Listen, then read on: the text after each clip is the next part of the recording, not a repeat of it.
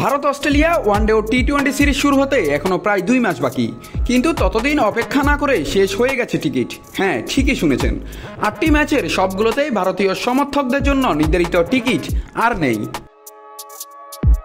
আগামী 19 অক্টোবর পার্থে শুরু হবে প্রথম ওয়ানডে ম্যাচ, এরপর 23 অক্টোবর দ্বিতীয় ওয়ানডে হবে অ্যাডিলেড ওভালে, আর 25 অক্টোবর তৃতীয় ওয়ানডে অনুষ্ঠিত হবে সিডনিতে।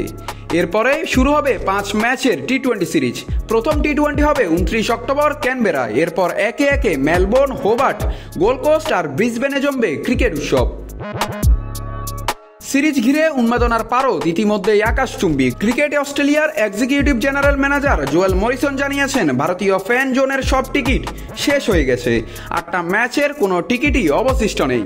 এতেই বোঝা যাচ্ছে ক্রিকেট প্রেমীরা পেতে যাচ্ছে এক বিশ্বমানের সিরিজ। অক্টোবর থেকে নভেম্বর পুরো 1 মাস জুড়ে ভারত অস্ট্রেলিয়ার লড়াই দেখবে ক্রিকেট দুনিয়া, আর স্টেডিয়ামে জায়গা না পাওয়া সমর্থকরা তাকিয়ে থাকবে টিভি পর্দার দিকে। নাথ রাহুল, নিউজ না স্পোর্টস।